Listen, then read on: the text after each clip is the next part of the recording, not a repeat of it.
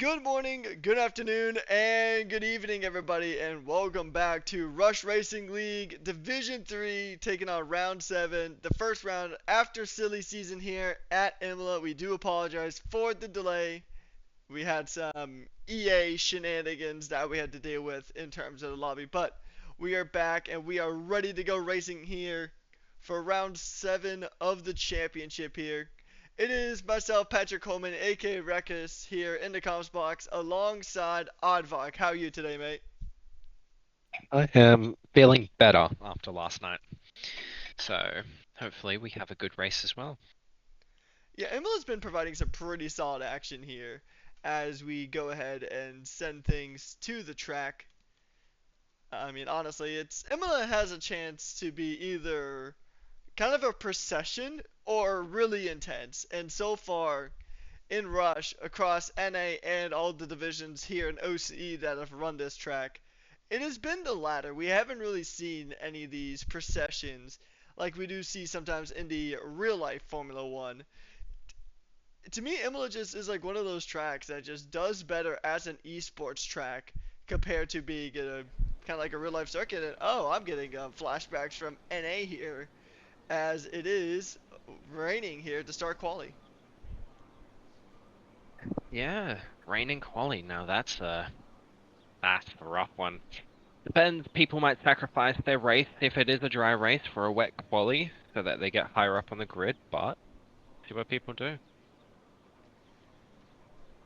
Yeah, it was actually really fun reading through Twitch chat while we were setting up the lobby and having to actually reset the entire lobby.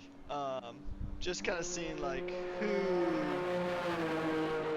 had or like just our predictions on the like the poll last time. People were saying like 15s, 14s, even 13s. I don't think that's gonna happen in this weather. I mean, if somebody could pull off like a 113 in this weather, I would be pretty dang impressed. But we have the Visa Cash App Racing Bull of Sebi going ahead and making his way through.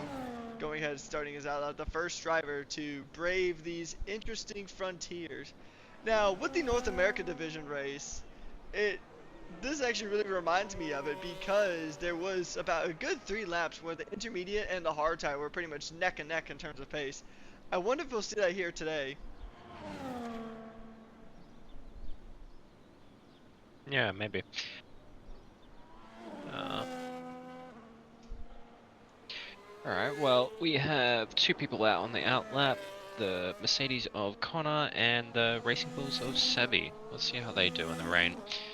Honestly, we could see mixed conditions in this rain, and I mean, qualifying shenanigans always possible. Indeed, I mean this track is pretty notorious for deleting lap times because there's a lot of places where you can really easily get some track limit violations here, especially through the Grassini chicane of turn 14 and 15.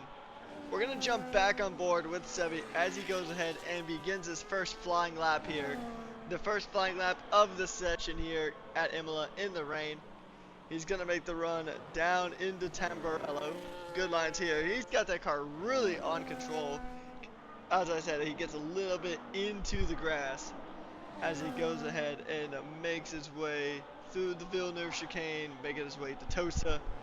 This track has a few good overtaking opportunities, but it is very, very narrow, so you really got to be careful not to just over push the car and get a track limit violation because I mean, pretty much so far in every single race I have seen on Imola, and even across games, even in F124, 23, even pretty much every race I have seen around Imola, there's usually 2 or 3 people that have a track limit. So this chicane right here is the chicane that you're most likely to get a track limit pen, which Sebi does not get that, and he's going to go ahead and make his way through probably one of the easier parts of the circuit.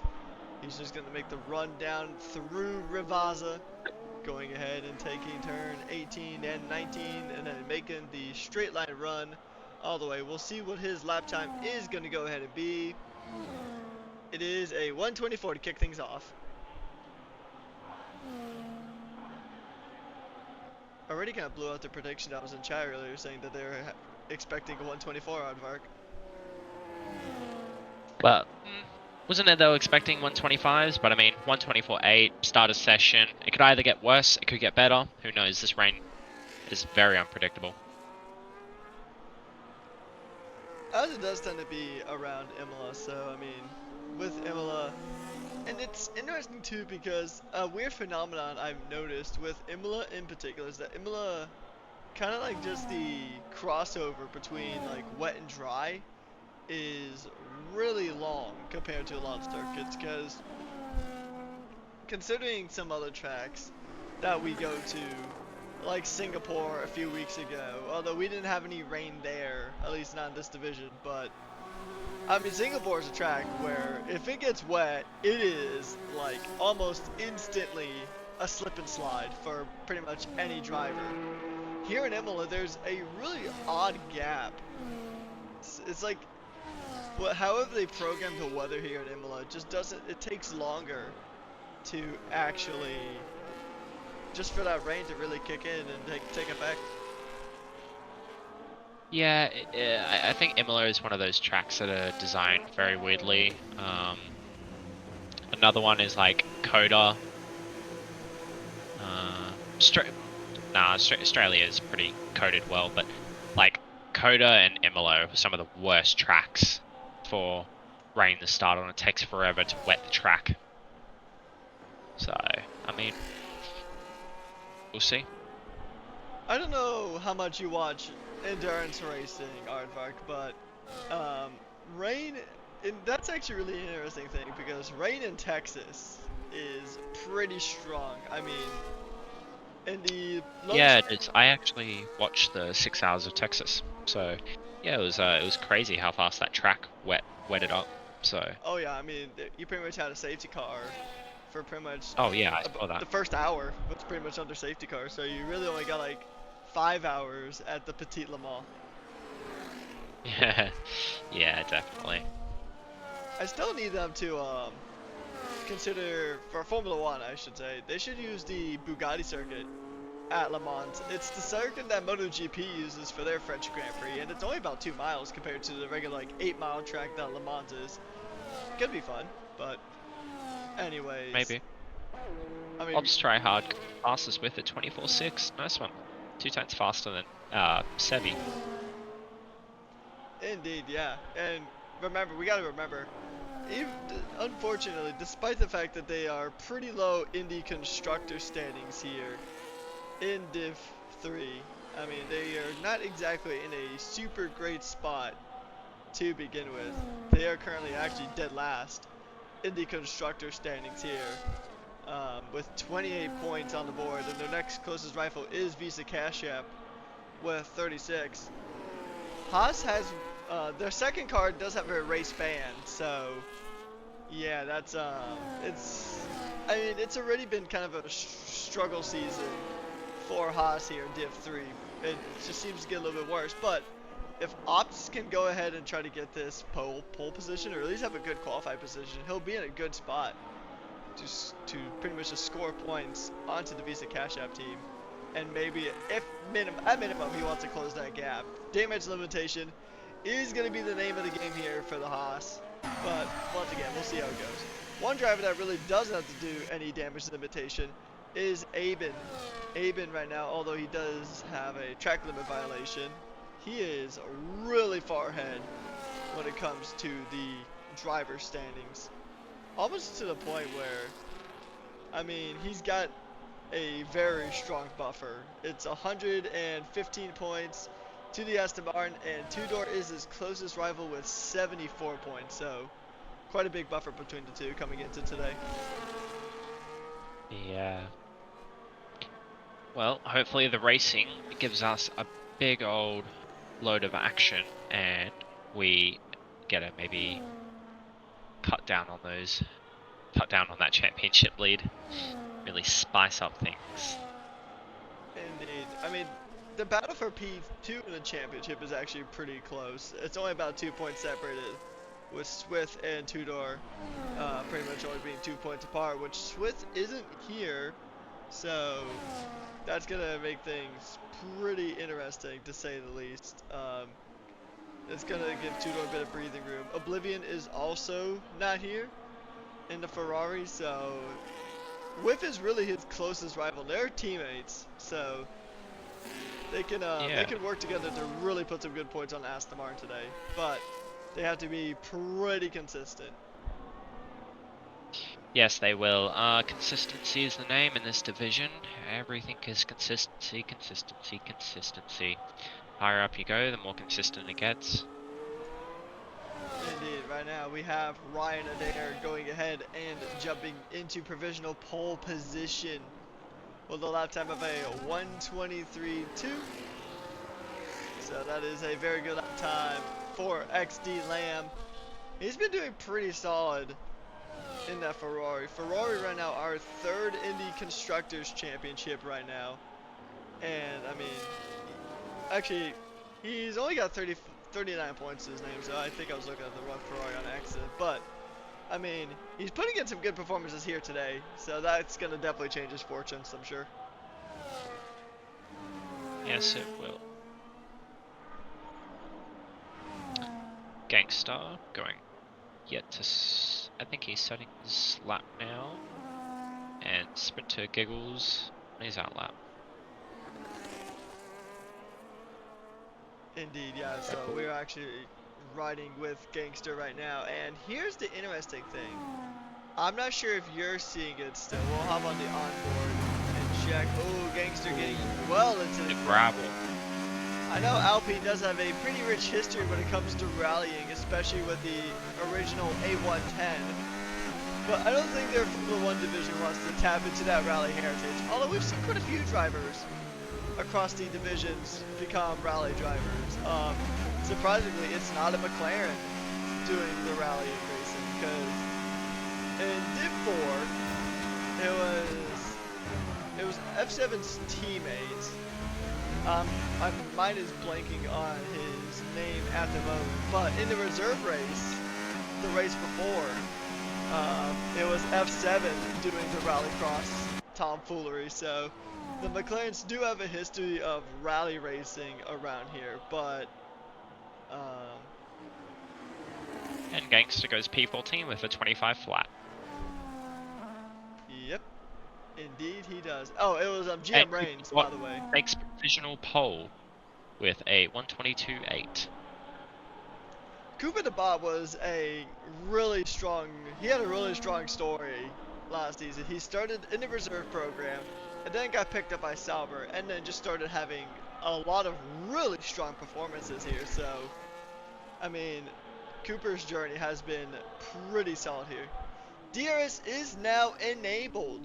So, I think we're going to see a flurry of cars coming on in, switching to a set of slick tires. I mean, Sprinter Giggles has already opted to start running that soft tire, so we'll see what he can do.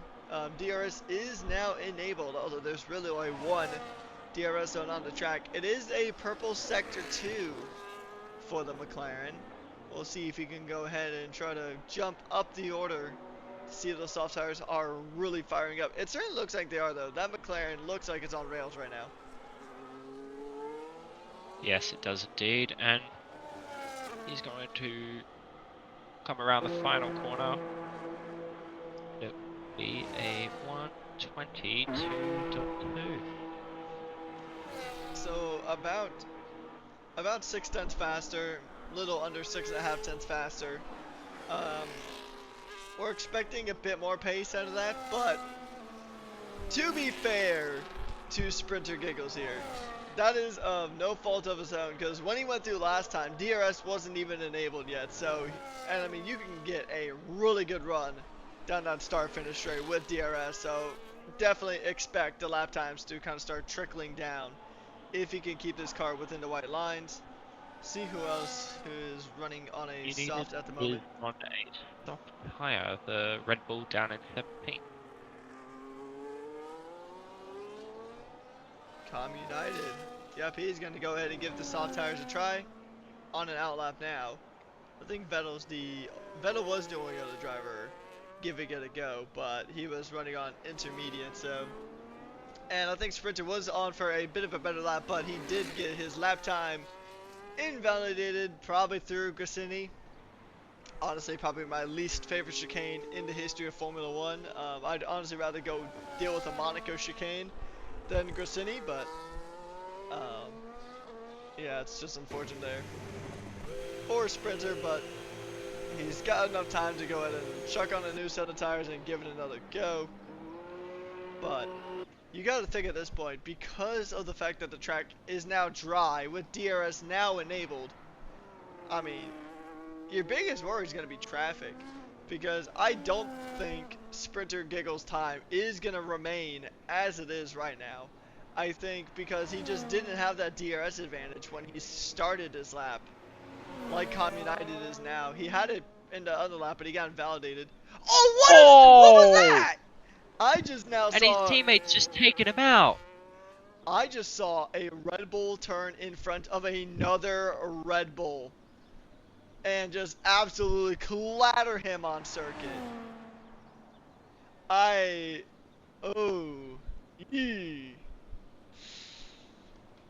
Whew, that's gonna be a very uncomfortable discussion in the team room after this race. That is, that was, I mean, I am. yeah, I'm I trying to am think of speechless. phrases. I'm trying to use my brain to put English together, because I think Com United had a decent lap on offer, And but friendly fire will not should not be tolerated. Um, yeah, I'm just trying to process that one. Yeah, like I just don't see in any way, unless there is a hardware failure on the side of Draco, I don't see how that could have even happened outside of it just being flat out intentional. I'm sure the onboards are gonna go ahead and yeah, look into it. And what have I done? Okay, my computer's fucking losing the shit. Yeah, Limitless Draco has left the session. I've been seeing that a bit on and off, so I mean, there's a good chance that the AI was the one that kind of messed things up here. Usually AI doesn't mess up that badly, but I mean, we know that F1's AI isn't exactly the greatest racing argument. They just did an AI update, funny enough. They updated it, or they kind of did some AI tuning. I think it's mostly wet weather conditions too that they did a lot of the tuning. So that's a very interesting issue. Yeah, I mean, if I was Com United, I would be, well, I'd probably be yelling every obscurity in the book at my screen, and there would be some very angry messages going through, but I feel like Com United would probably have a better temperament than I would in this situation, but, I mean, I've seen some crazy things as a commentator. I have seen Alpine go sideways on the wall at Monaco. I've seen the McLaren do the same thing in Baku. I have seen some crazy things, but a crash like that in qualifying is just something I've never seen. But Gangster, whew, a 118, and people were saying that 123 was going to be the fastest lap time in this session, but with 20 seconds to go, Gangster has jumped up and managed to grab P1 by 3 seconds. Yes, he has. I am unfortunately not able to see that because my computer's crashing. There it is. It's all fixed now. Okay. Now I can go back to commentating. My computer's all fixed. Yeah. 4-second lead on the next guy. Indeed. Let's see how everyone improves. Terrence is coming from the line. And Terrence goes 4/10 faster. Yeah, to Terrence right now. Alpine does have a 1-2 right now. We are riding on board. Vettel Vettel jumps goes up to the order. fastest. Ryan jumps up the Ryan. order. Where can our championship leader go? Is he gonna jump up the order? No, he's Goes leading up for second. P2. Still pretty close though, 37 hundredths of a second. But man, this has potential here. Let's see. Sprinter is 4 seconds up. Connor goes 8th fastest. PTS Sebi Oh, goes and the Racing Bulls get a fastest. 1-2, and times are swapping all over the place. Working. Well, Dr. Mitz is Sprinter invalidated, so Giggles he's not goes going to go second. anywhere. Tryhard got invalidated. He's not going anywhere. RJ cuts the beam. Still not. He's still down to 15, about 17 seconds behind.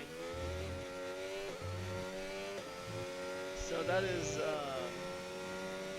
been it's an interesting qualifying session. I mean, even without the Red Bulls absolutely murdering each other, but I mean, taking a look through our qualifying order now, it is Sebi taking pole position by almost half a second, followed by Sprinter Giggles, Tudor, Cooper, Ryan Adair, Aben, Whiffmatif, Vettel, Angus, Sick Party, Terrence, Gangster, Connor, Draco, who does have that 5-place grid penalty, and then RJ, Tryhard, Com United, and Dr. Mitz rounding out the session with the bottom 5 pretty much only setting times on those intermediate tires, unable to hook up anything after the rain stopped and the DRS was opened.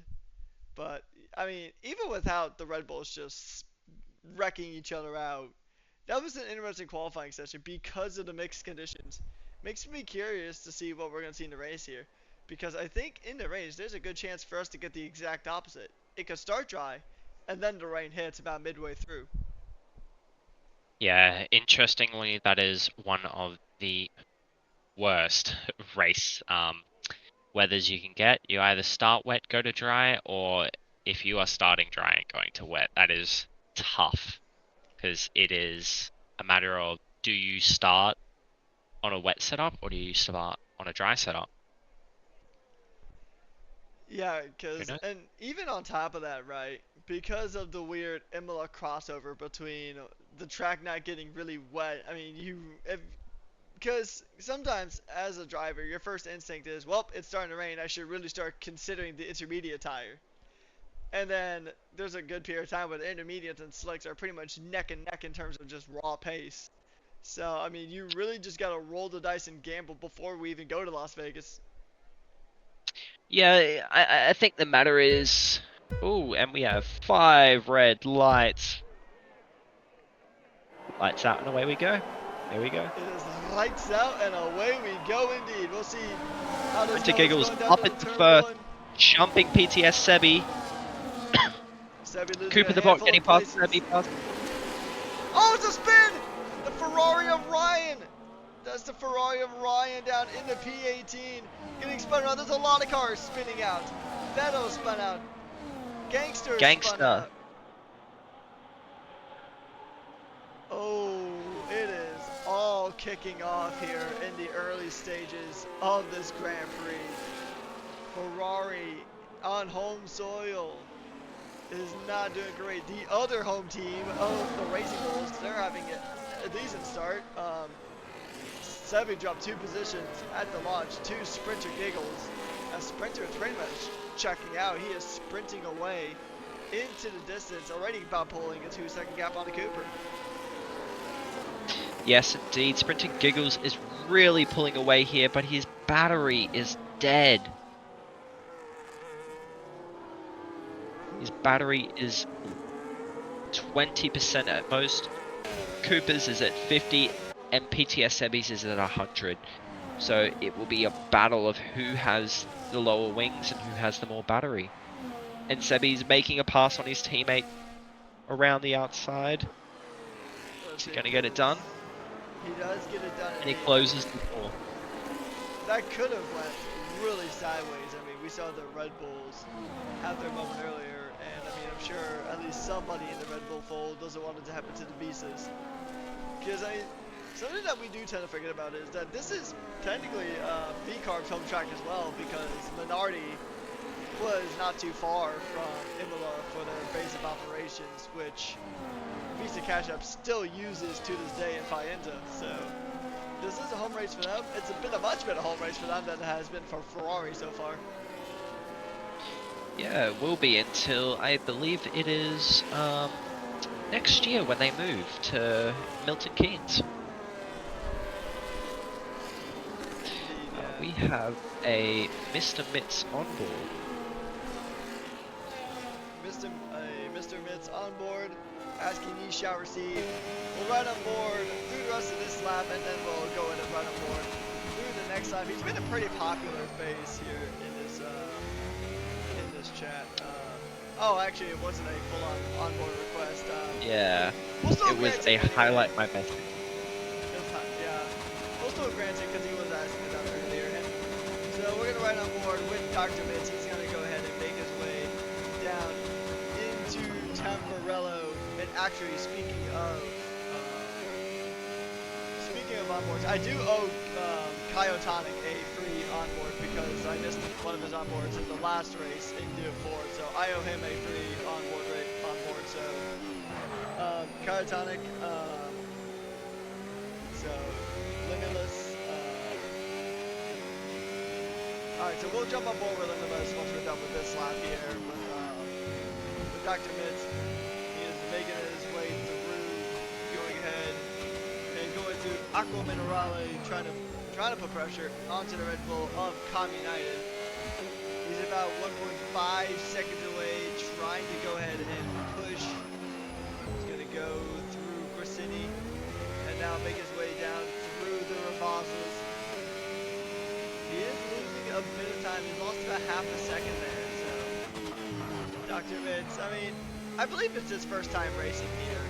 So, it does take a while to kind of get acclimated, especially in a competitive division like Div 3.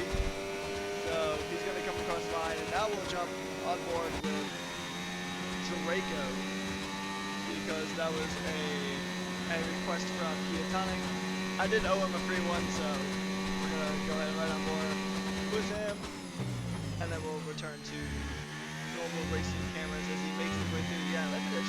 Oh, so it was Draco's AI. Draco has been having every connection issue in the book. I mean, I've seen that notification probably at least 20 times throughout the duration of the stream here. Draco joining and leaving and rejoining during qualifying and now during the race as well. So, yeah, it's unfortunate for Draco. He'll still get a point. He'll still get a consolation point because of the connectivity issues, but nevertheless, it is unfortunate because you can't always win those battles with a connection. Yeah, unfortunately, internet is one of the biggest problems these days. PST Sebi holding the fastest lap of 1:17.586. The gap to leader from PST Sebi and Sprinter Giggles is 1.8 seconds, while Cooper's Sebi's teammate has fallen 2.5 seconds behind. Oh wait, no, not 2.5. 0.7 behind. Indeed. So we do have a thing in chat saying that it is kind of hard to hear us. Is that for both of us? Because if so, I can just run in and turn the game volume down just a bit on my end. Yeah, turn down the game volume on your end. I'll keep an eye on any incidents. Alright, yeah, we'll go ahead and do that real quick.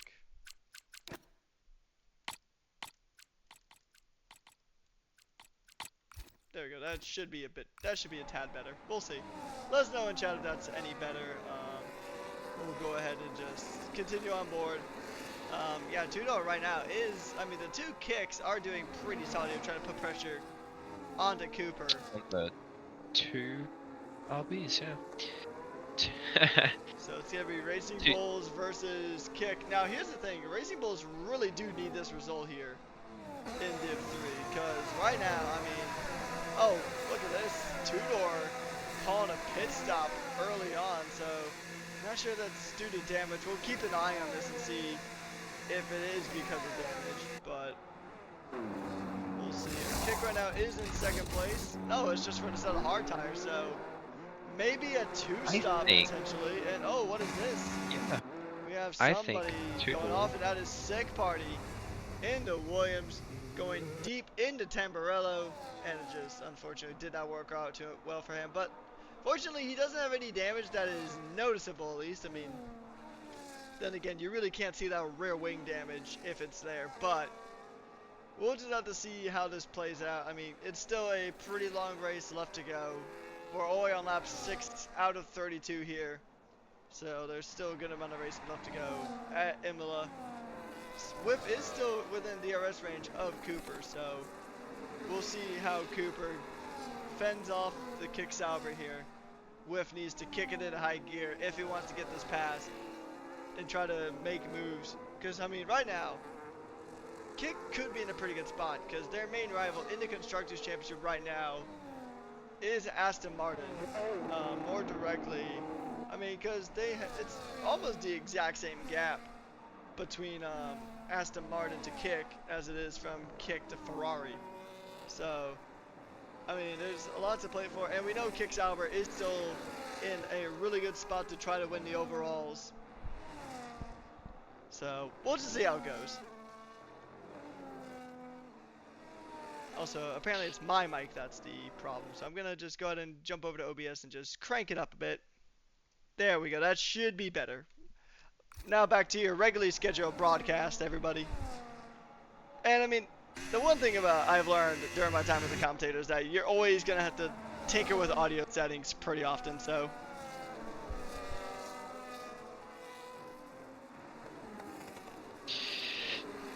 Yeah, Yeah, so you're always gonna have to tinker with audio stuff, so.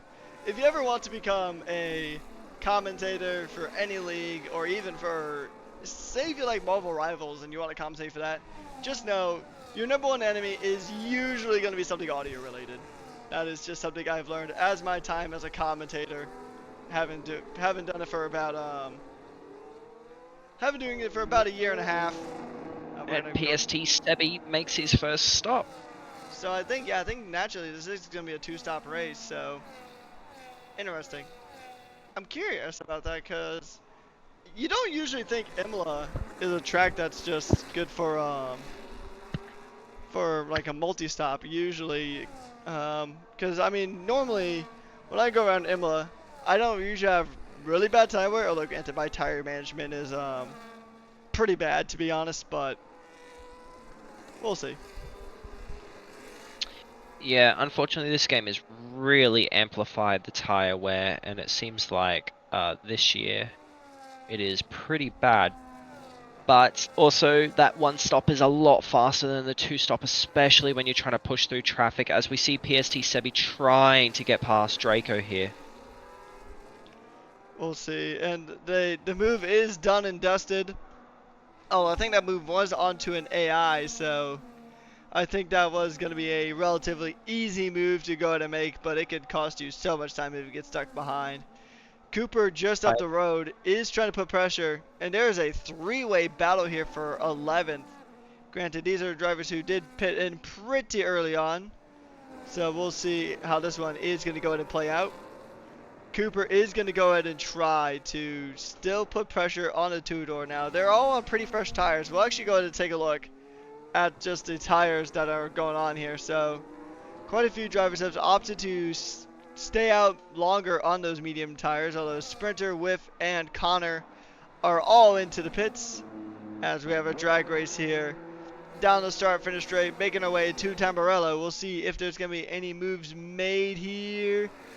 They get past the McLaren of Sprinter who just came out of the pits, but Cooper is still right behind Tudor, as now we have a battle for the lead on track at the moment, with Aben now within DRS range of the guy who just got a 3-second time penalty, Terrence. Now not having the greatest time. Sebi also gets a track limit violation, so I think now we're starting to see these penalties just roll on through. and Draco has left the session again, fortunately. Yeah, that's at some point Draco just I mean, you really got to feel for the guy just because he's been dealing with these connection issues, and the connection issues potentially murdered his teammate as well. We still have to wait and see what the official investigation is on that. As Aben does come into the pits on lap 8, his teammate's going to go ahead and take P2 as RJ also comes into the pits. But, I mean, at some point you just got to kind of just throw in the towel and say, you know what? Unfortunately, I'm just not going to win the connection battle tonight. We'll just have to come back and hit it again tomorrow. Yeah, unfortunately he can't do much. So hopefully he gets awarded that 1 point so we can at least contribute. He's been trying his best to get back in the lobby and I admire that. So, yeah.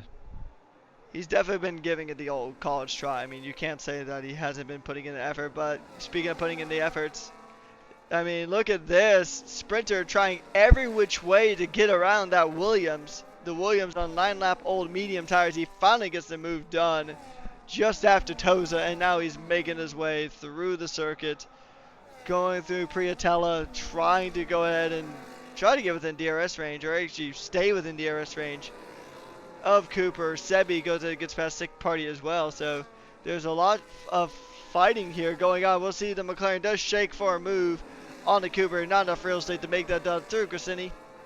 You don't normally want to overtake through that chicane anyway because there's a massive chance that you're going to just get penalized for it. So it's better just to kind of just sit and wait for a better opportunity, because only about 3 corners later you are going to have a golden opportunity down the back straight. Try to see if he can make the move just before Tamburello. Yeah, definitely. And Terrence is absolutely pulling away with that lead. 9 seconds at the moment from Ryan Adair after being spun on the first lap. I mean, it is worth noting that oh, look at this! The McLaren and the Racing Bull going side by side through Toza, and this battle is still continuing. The Racing Bull and the McLaren going side by side. This could end very badly, but he grits his McLaren teeth. gets the move done. And Sprinter indeed gets the move done. It looks like the 2 Racing Bulls just touched each other there a little bit. Oh no, it's Sebi. His connection is not looking super great. Now we saw this in Div 4 with Hennessy and his connection being kind of spotty in that race, so it must just be something about Imola and connections that just doesn't really sync well together. Yeah.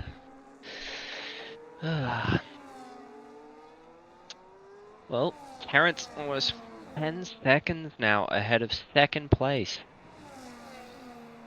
But of course he still has that 3-second penalty that he needs to be aware of. So hopefully he can stay out of the way of these 2 stoppers. Which is probably going to be Draco, Vettel, Gangster, Mitz, Communited, Pegasus. Yeah, so everyone but Sick Party, Ryan, and Terrence are running a 2-stop strategy around here. Yeah, I was gonna say pretty much anybody who's still running the hard tires probably gonna go for a 2-stop. Now, if you were in this position as a driver, what would your strategy end up being? Because I would think just try to go to mediums to hards would probably be my ideal strategy. But I mean, there's a reason Well, I'm in here and not on the track. As a driver within this, I honestly believe that a 1-stop is probably faster. This track doesn't have many overtaking opportunities unless you go for the straight. Yeah, so it's really hard to overtake around these parts. So yeah, probably a 1-stop in my opinion. But the 2-stop does have some serious pace. It's just a matter of can you get around them. I think honestly, as we see once again, Sprinter trying to shake for moves onto the back of that Sauber and just not, like you said, this is a narrow circuit. Overtaking opportunities are very few and far between, unless you just straight line someone, which we do not recommend and we do not allow. you'll likely get a penalty for that, as Draco has retired from the session. It is a retirement on track, but I mean, considering his connectivity issues, I think that one is going to get a pass. I think it would have disconnected before he even had a chance to get to the pits here. So that is our first retirement of the Grand Prix. It'll pull out yellow flags in Sector 3, but it's not going to bring out a VSC or a safety car, and the car already despawned, so it really didn't affect anybody. The only person that was even within distance of being affected by the yellow flag is Terrence, but even then, unlike in some forms of As motorsport, Terrence comes into the pits. yep, so he's, I think it's probably going to be a one stop for him, I would imagine, but, because in F124, this definitely would have been a one stop, but because they dialed up the tire wear to like 11 for 25. And once again, Sprinter just shaking for moves, but Two-Door is shutting both of those doors right in Sprinter's face, and he just cannot get through in that McLaren. Oh, and the McLaren goes off the track of RJK. Yeah, so yeah, that's interesting. Yeah, RJ, I mean, one McLaren's really trying to get a move done, and we might see it here between Two-Door and Sprinter, but I mean, Sprinter's been piling on the pressure, trying to barge in, thinking even a move into Grassini.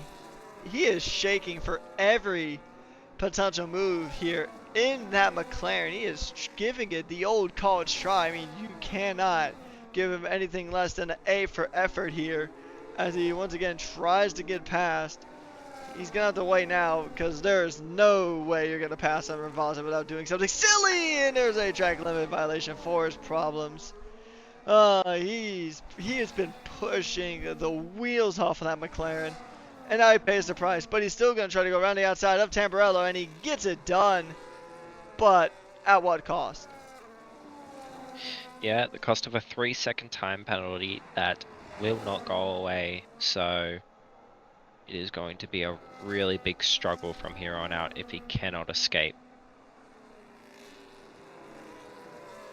Yeah, that's an unfortunate moment there, but I mean, he got the move done. Now the thing is if he can put on 3 seconds of a gap, then it's gonna be, the penalty is gonna be all for naught. But I mean, he's already pulled away about a second off of Two-Door, so I mean, he is on 3-lap newer tires. But I mean, I think Sprinter was just a quicker car on track, and he really needs to go ahead and build this gap out so he can negate that 3-second time penalty that he's got looming over him right now. As we actually have quite a few penalties, we'll take a look at them real quick. So pretty much everybody that has penalties has 3 seconds, aside from Sebi, who's got 6. So I mean, Racing Bull's kind of having a mixed day here around Imola. We have a yellow, that is Gangster? Yeah, oh, Gangster spun way around into the wall. He is going to be able to keep that car going in the right direction though. No major damage. I mean, he's probably got front wing damage, but it is not a retirement. We'll still be racing. Still green flag conditions, no safety car. And right now he is doing a fantastic job of just keeping that car facing in the right direction. Actually, he doesn't really have any damage aside from missing end plates. I thought he was going to have a whole chunk of his wing gone. Yeah, especially when you crash into a wall like that, you'd think you would. Guess not. Checking in with our championship leader right now of Aben. It hasn't really been the race to remember for him. He's only been off the podium twice this season so far in Div 3. And it looks like it's about to make it a third time that he'll be off the podium, as Aben now is trying to put pressure on the Connor. Connor's got penalties, and then he's got Whiff just up the road, but Whiff is about 4 seconds off of pretty much the top 4. I mean, he will be de facto P4 due to pens, but yeah, I mean, it's not really the race that Aben would have wanted here.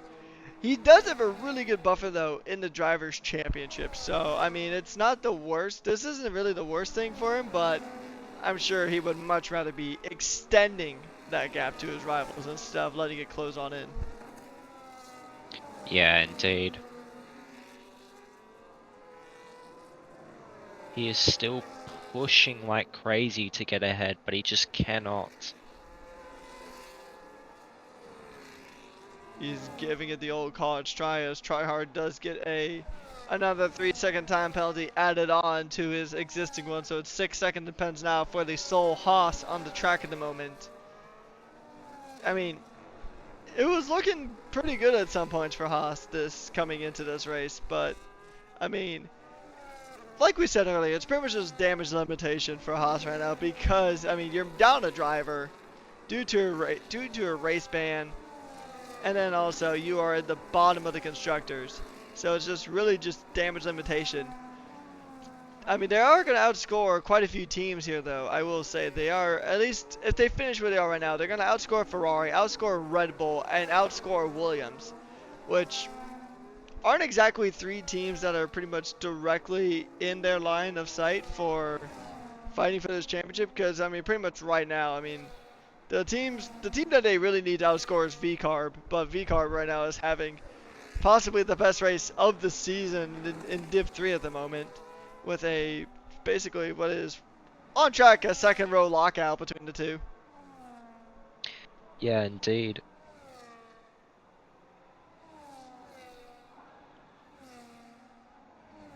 And it seems that one of the Saubers has gotten past the two RBs, and the other Sauber's struggling to get past that Mercedes to catch up to those RBs and hopefully contest for points. Aben pushing as much as he can. Terrence getting past Ops Tryhard as he tries to get his one stop to what? The one stop has potential to be powerful because this guy has really cleared up. So the chance of rain is not impossible, but it's looking very unlikely right now. So we're gonna definitely have a dry remainder of this Grand Prix, almost with 100% certainty. But some driver, oh, Cooper has fallen way down. Oh, that's because he's into the pits. That would explain actually quite a lot. I thought there might have been something happening, but Gangster now setting a 1:16, currently fastest lap in the Alpine. That's actually kind of close to some of the earlier qualifying times, I would say. Granted, I think pole was still like a 1:13, but that's still a really quick lap time on a set of hard tires, nevertheless. Yeah, of course, since the track has rubbered up and fuel gets starting to drop, it's very much possible to start setting those 1:16s, high 15s for a fastest lap. But yeah, everyone continues to push along.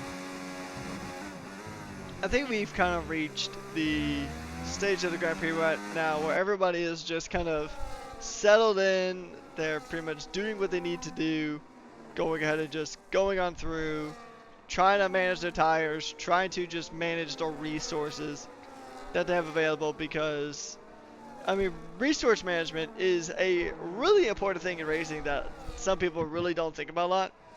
I mean, particularly in Formula 1, you really want to manage those tires because you don't really have to think about fuel because there's no refueling. But in other forms of racing, like endurance racing, multi-class racing, even like NASCAR and IndyCar, with refueling, you do have to keep an eye on where your fuel is at and just kind of keep an eye on it. Try not to burn too much of it before you go in for your pit stop anyway. But I mean, you can also think about fuel management in F1 too, because you sometimes drivers will tend to underfuel their cars just to make it lighter, but they have to do some lifting and coasting through a lot of parts of track to really make that fuel stretch out to the end. Because if they went full push while being underfueled, then they would just run out of gas. It's just simple as that. Yeah, obviously, you got to try and save around a lot of these tracks. No more refueling. I think that was because of Massa's constant incidents with the fuel hose.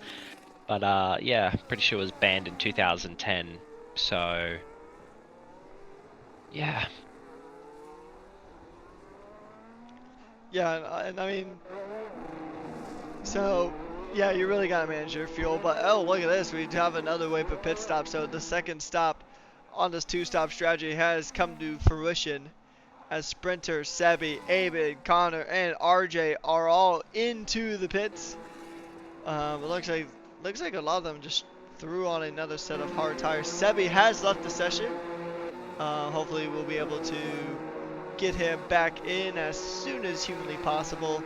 Because, I mean, he was having a really strong race. So, hopefully he'll be able to get back in and not lose too much time. Because, as we know, AI does stand for Artificial Intelligence.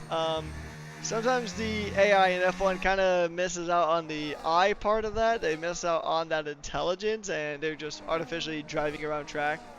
Not really doing the best of jobs that the drivers could do. Um, and I know there's a lot of talk, at least here in the States. I can't say much for any other part of the globe, but I know there's a lot of talk about, oh, AI is going to replace our jobs and all that. And with my argument as that is, have you seen the autonomous racing league that they tried to do in Abu Dhabi about a year ago? Yeah, I did see that. A lot of crashing I saw into the wall specifically, but yeah, I think one or two cars crossed the line. So yeah. I mean, it's unfortunate too. I mean, it was actually pretty funny to watch, but my heart did break a bit seeing those Delara SF23 chassis just not be used to their full potential. Because, bit of a history fact as we stay on board on this battle that feels like it's never really ended between two-door Cooper and Sprinter, but my first commentary gig for racing, at least in sim racing, I did do a Need for Speed tournament beforehand, but it was actually in Super Formula, which does use the SF23 car, so just a little bit of an interesting thing to note. I would actually not mind seeing a Super Formula game, to be honest, but I think pretty much iRacing and Gran Turismo pretty much have that on lock. Yeah. Alright, and there's See, been a... oh, and the Ooh, Ferrari is off. oh, A that's massive Ryan. lock up. That is Ryan. Yeah, he had a bit of a moment there. You could just see the grass all over his tires. Now, if anyone tells you that you need to go ahead and touch grass, tell them I tried that with slick tires and it didn't really work super well, as Ryan has found out. If you're touching grass, just do not do it with a set of slick tires. You're not gonna like the results of that, as Ryan is now pretty much under pressure now from Sprinter. Now here's the thing about Sprinter in this race is just Sprinter has been trying for these moves, bit of contact between the Oh, and Ferrari he and the touches McLaren. the rear back tire. Oh, Sprinter has been very aggressive here this evening. He's been trying to push tooth and nail for these positions, but he's just unable to get everything and trying to go around the outside of toes, and they touch Oh, again. contact. They touch again, and I mean, this pretty much puts Cooper in a really good spot to try to overtake now. So we'll see if Cooper can get a move done on the Sprinter, but there is the age-old saying of, if you no longer go for a gap that exists, then you're no longer a racing driver. Counterpoint to that, a good driver needs to know where that gap actually is and what is actually a gap versus what's not a gap. When I was in about 3rd grade, I told my teacher that racing does not involve math. And boy, how wrong I was. Because you have to do a lot of calculations as Sprinter finally gets that move done and dusted.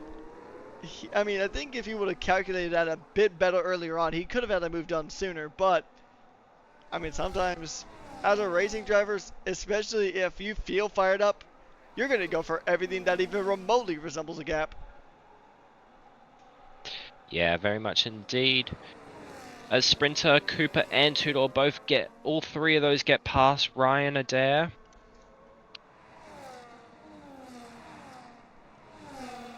And that fight is still on for second place between those three.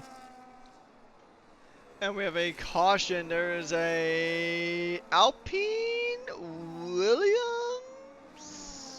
I believe. Yeah, No, it's a it's Williams that spun off into the gravel. yeah. I think that was Dr. Mitz having a bit of an off there. I think it was Yeah. Dr. Mitz, but we're gonna turn our attention actually to a pretty interesting battle developing here. It's the same battle we've been pretty much kind of just eyeing this entire race, but As Sebi gets a 3-second time penalty, Gangster gets making one too. him have. Yeah, and Sebi has the ground for most penalties tonight. 12 seconds so far. Indeed, yeah, that's oh, Gangster has left. So um I think I feel like it's just one of those nights where EA servers just don't tend to play nights with us here. Um it happens. That's another thing you'll learn really quickly once you get involved with sim racing on a competitive level is that your number one enemy aside from other cars on the track is going to be server issues. And we Or love bugs. to we love to go ahead and throw well, bugs too. Yeah, that's a big one. I know we love to throw shade with, oh, it's EA doing EA things, but if you go across just about any sim, whether it's iRacing, Assetto Corsa, Gran Turismo, Forza Motorsport, I know that was not really considered a sim, but just to throw it out there, pretty much almost anything you do, there's always going to be those server issues that just tend to spawn in at the worst possible time. And some nights it's just really bad. There was one time I was doing a Gran Turismo broadcast, and between me and the other commentator, we had 17 stream disconnects and about 5 minutes of actual good racing footage. So it can always be worse. Just saying that.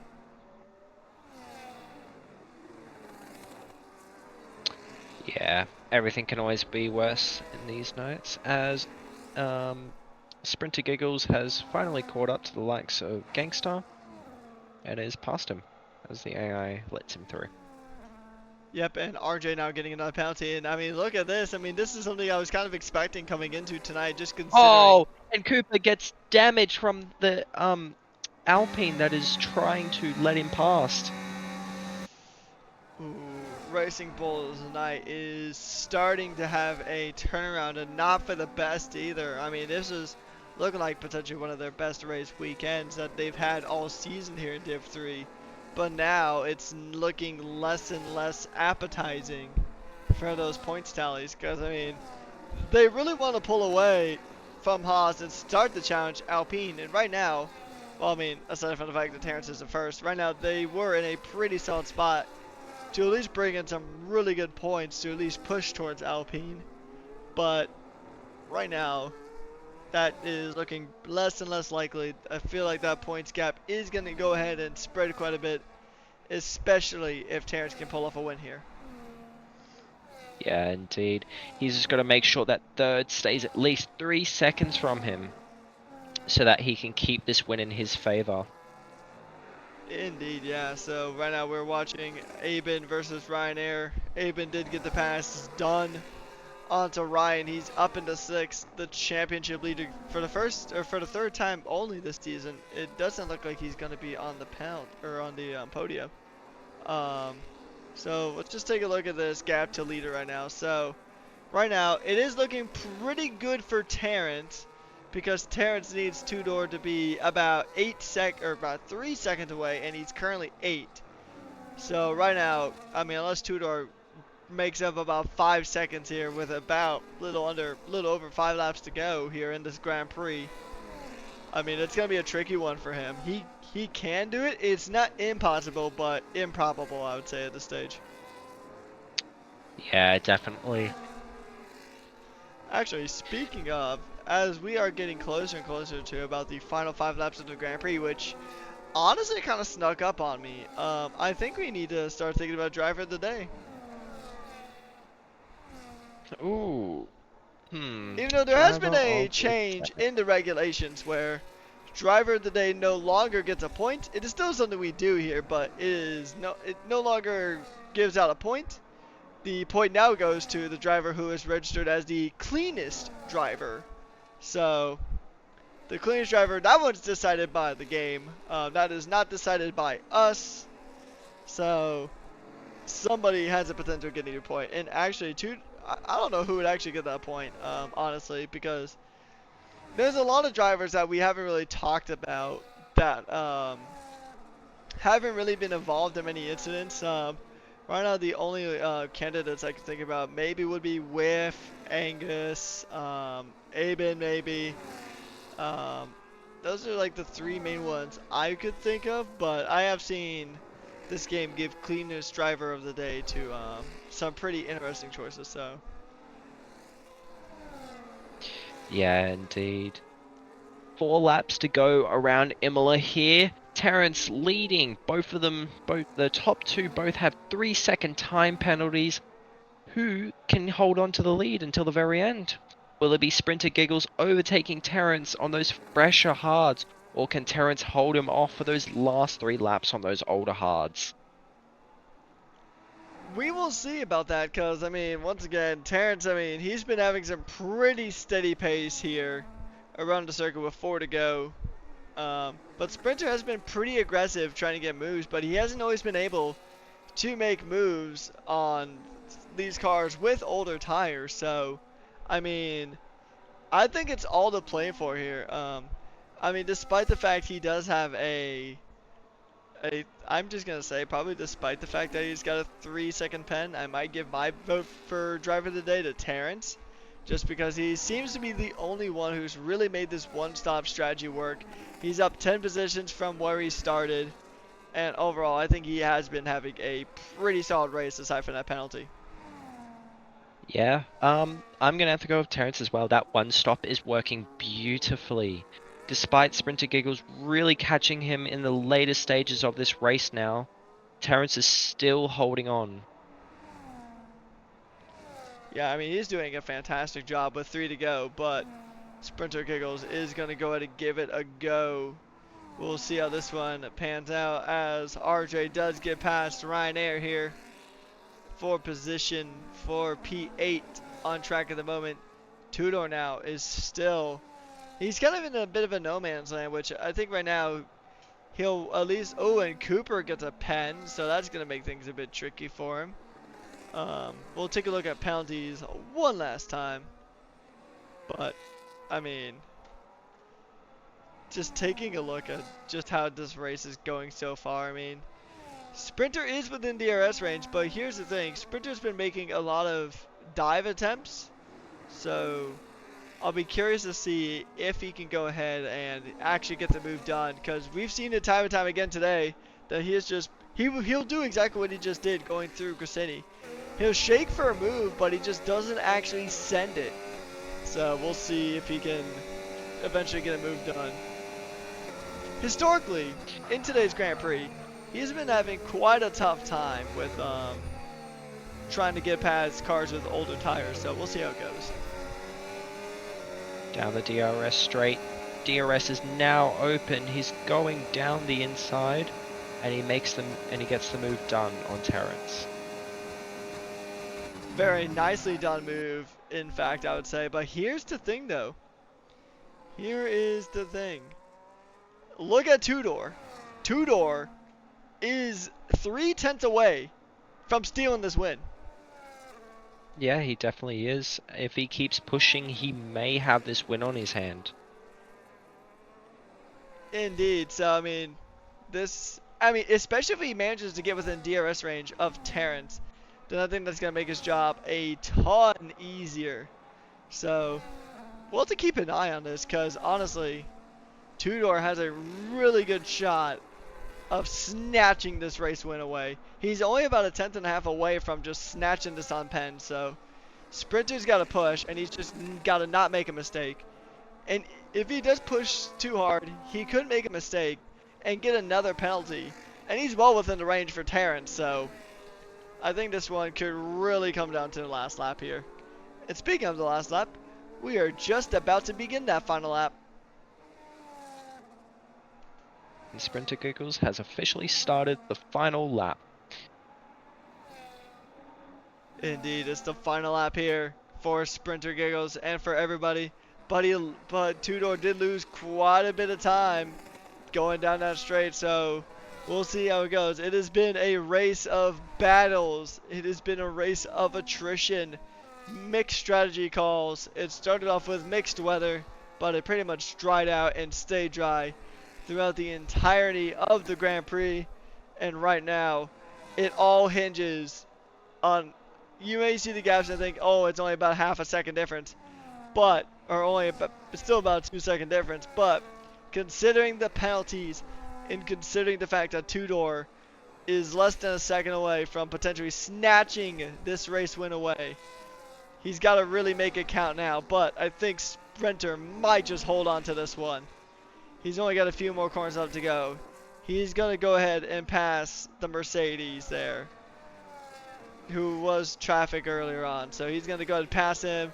He's going through the Ravazas now, and I think he's pretty much got it locked in. One more lap and Tudor might have had it, but it's always about ifs. But the fact of the matter is, coming across the line now, Sprinter Giga wins the Emilia-Romagna Grand Prix here in Rush Racing League Division 3. He takes victory round 7, about half a second ahead of Tudor once the Oh, penalties came into play.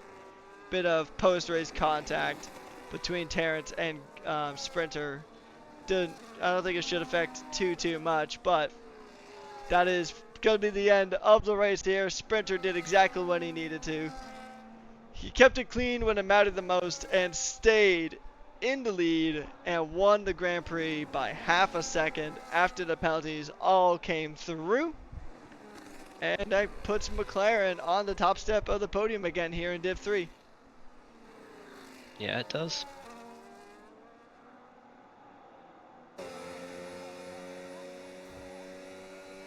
Well, amazing race. That was a very good race. I mean, I honestly am just convinced that Imola is just a better esports race than it is an actual Formula One Grand Prix. So he's going to hit the gritty, a very well-deserved gritty at that. Doing moves that I would probably twist my ankle trying to perform, but he's been doing a fantastic job. It was a good race from Sprinter, and we'll of course we'll go ahead and get an interview with our top 3 going here pretty shortly, but it is going to be celebrations for the McLaren squad. For Alpine, who are actually pretty far down the constructor standings, they're going to go ahead and be very content with a P3 finish. And cleanest driver today is actually Ryan Adair. So despite a lot of the incidents he had early on, Ryan Adair is indeed the cleanest driver of today. We're going to go ahead and do a run through of our finishing results here. Sprinter takes the win, followed by Tudor and Terrence rounding out the podium. And then we have Aben, Cooper the Bot, Whiff, Connor, Ryan Adair, RJ, Angus, Sick Party, Tryhard, Sebi, Com United, Dr. Mitz, who rounds out the points. And then it is Vettel, Gangster, and Limitless Draco rounding out the grid here. So, I mean, that was a very, very good race. A lot of drama, especially in the opening laps. What were your thoughts on this race, Aardvark? Um, Quite eventful. Bits of contact, controversy here and there, but overall pretty good. I'd rate this a 10 out of 10 kind of race. It's quite nice. Yeah, it was honestly really good. We saw some really strong fighting here up and down the grid, but yeah, I was actually really impressed with how this race went. So we are gonna go ahead and wait for our top 3 to get here. We do have our race winner here of Sprinter. So Aardvark, I'll go ahead and let you ask the first question to our race winner here. How's it feel? Pretty good, but I actually don't have the race win because I got an 8 second time penalty waiting for me. Ooh. So I take the provisional P1, but that feels Yeah, good. yeah, it's fair. Um, wait. why were you so aggressive tonight? Just trying to get past everybody, looking for every possible move. Looked like there was just no patience. Just really Um, eyeing that first win. yeah, a lot of people were lagging on my screen, so I had to get past them as soon as possible. So just in case, because people were teleporting like forwards and back, so I just wanted to get past them as soon as possible, so I didn't get involved in any incidents. Yeah, that's fair. Um, yeah, well, hopefully you enjoy that provisional P1, and hopefully that penalty does not come your way. Best of luck to you. Hopefully not. Thanks. Alright, Sprinter, so I got a few questions for you real quick. First of all, congratulations on provisional P1. You did drive a really good race, and it really did feel like that the servers were just having a heyday, trying to get everything because I mean we had to do the whole lobby reset and all those shenanigans. But um, so overall, how did you feel that your race pace was today? I actually thought I don't know how where I got all this race pace from. I've been doing practice and I've been barely able to keep up with some people. So it's kind of just random race pace just came out of nowhere. Alright, so do you think you'll be able to keep up the race pace for the first sprint race of the season at Zandvoort next week? Maybe I'm not very good at Zandvoort, so hopefully. Seeing as Zandvoort the whole is. McLaren garage isn't good at Zandvoort. Nobody likes that track. I do. I love that I was about to track. say I like Zandvoort, but I mean it is a tricky track. I will give you that much, and it's also the first sprint weekend, so it's gonna be a bit of a different challenge for you. A bit less prep time, but anyways, yeah. So overall, it was a good race from you. You did push pretty hard there through a lot of moments. How did you feel knowing that you pretty much just had to try to get away from the Sauber of two door, pretty much just trying to push tooth and nail, trying to stay out of that 3 second range to get the win here? Um, it's a bit nerve-wracking. I knew as soon as I got out of the DRS of him, then I'd be able to pull the gap because he's keeping up with me because of DRS. So as soon as I got rid of the DRS, then I was able to pull get the win. All right. Well, once again, congratulations on the provisional win. We'll see what the stewards decide with that 8 second pen. But, anyways, congratulations, and we'll see you next week. Thank you. All right. Do we have anybody else here? We do. Oh, we have our other two podium sitters. So, all right. I'll go ahead and get things started off with P3 of two door. Two door. I mean, you almost had that race win. You were about half a second away from getting that race win. How do you feel? I feel good because it should be the win with those 8 seconds of pins. So let's go. I forgot about that. Indeed, yeah. Um, So, Well, yeah. um, yeah, I Hopefully yeah, you enjoy complete, that.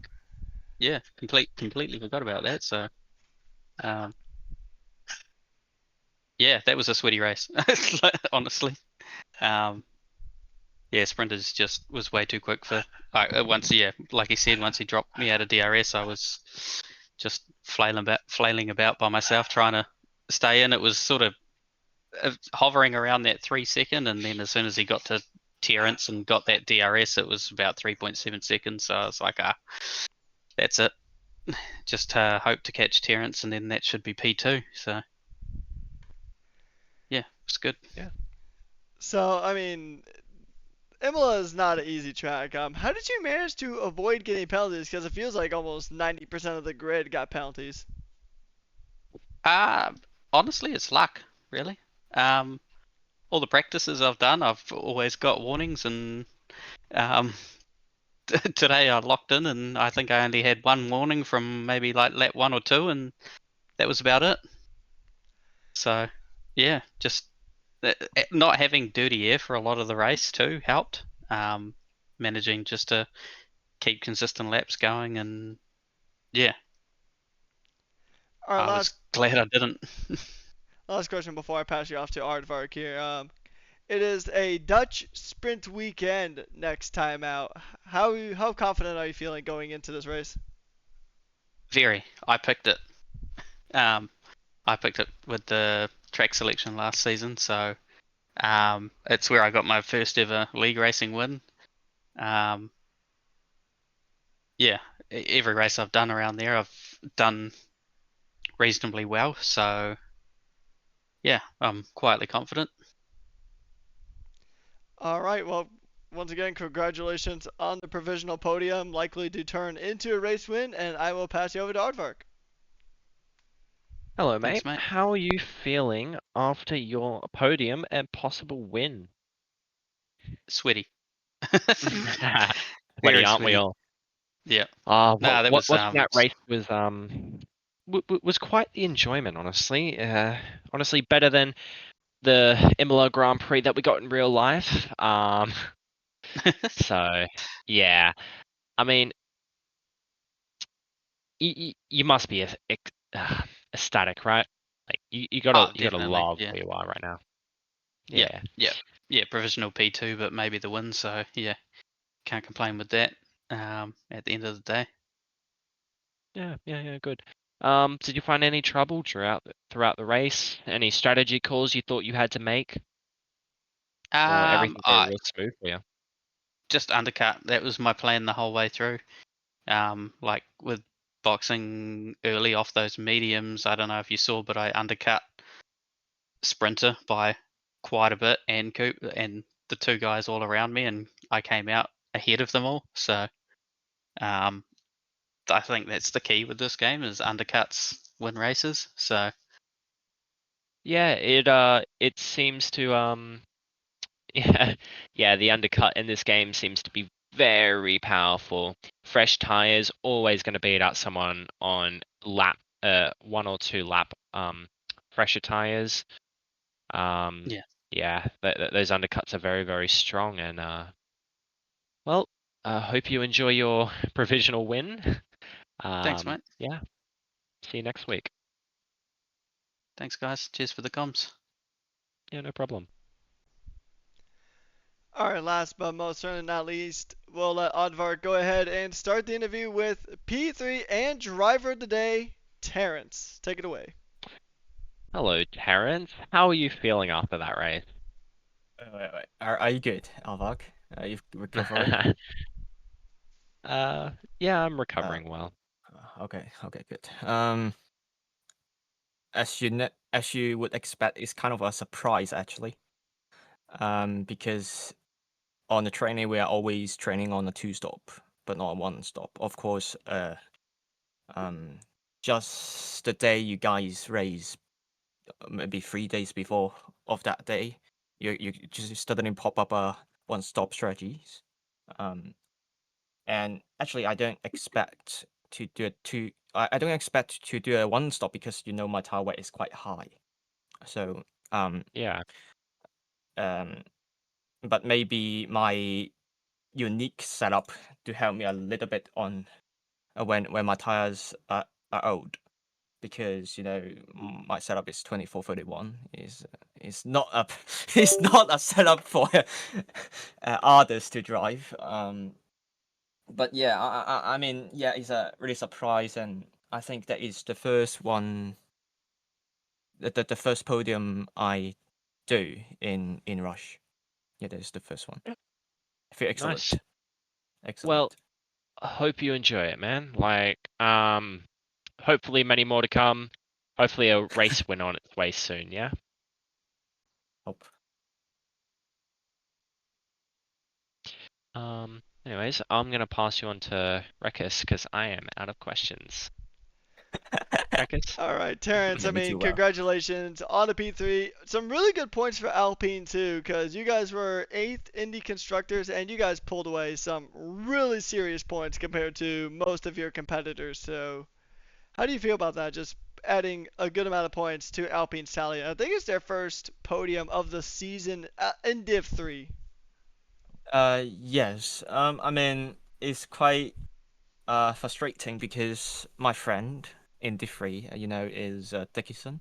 He's not performed he's not performed as he expected. And yeah, basically the points on the constructor is only me. um, so I mean, yeah, of course I feel really good on grabs those points for the team, but I mean because that is my team, so I don't feel very guilty about that or very happy about that because yeah, I'm just doing my jobs. Um, yeah, uh, just try to enjoy this moment. Yeah, Next I week, hope you do. next week it is the Dutch Grand Prix sprint weekend, the first sprint weekend of the season. How are you feeling going into the Dutch Grand Prix? I have no idea. I just hope my quality time is not beaten by my lower diff drivers. Zandvoort is a pretty tricky track, so Uh, it's anyone's game honestly when it comes to Zandvoort. It's tight, it's twisty, like Imola, it's hard to pass on. So, any maybe I could give everyone a tip. Just go inside in turn one on the race start. I feel like that would cause chaos because it did for North America. But anyways, Oh shit! last question is there anyone you would like to thank or shout out today? Thanks out. Thank or shout out. Oh, thank you for that, Ferrari. I know that I know that he blocked the car behind for a lap and a half, and also thank you for my race engineers because I never expect we could do a one stop, but we did, and yeah, nothing to say. Just yeah, thanks everyone because I think if there's a safety car, it would be a completely different story. But luckily, we don't have any virtual safety car. We don't have any safety car, so just a clean grid. Thank you. All right, once again, congratulations on the podium, and we will see you next week, Terrence. Thank you. All right, that's going to go ahead and wrap things up here with Rush Racing League Division number 3 here at Imola. Do you have any other final thoughts, Aardvark, before we go ahead and let the stream ride off into the sunset? Um, Good luck. Good luck to everyone in Zandvoort. I hope everyone has a good time.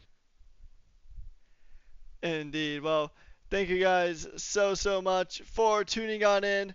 There's still more racing to come later on throughout the week. So we'll see how the rest of the races do go out. I know North America is on Saturday. It'll be Gamehawk commentating the race as the North American division heads to the streets of Las Vegas. And then tune in next week for when we go ahead and take on the Dutch Grand Prix to its twists and turns on the Dutch coastline. On behalf of Aardvark, my name is Patrick Coleman, aka Rekus. We have been your hosts and commentators for today's Grand Prix. Be sure to go ahead and follow us here on Twitch. A massive shout out to our sponsors, as always, Sim Racing Center, Pagnian Sim Lab, and of course, AI369. Thank you guys so much for sponsoring this fantastic league, and a massive thank you to the Twitch chat for being ever present as always. And once again, have a good day, and we'll see you next week. Goodbye.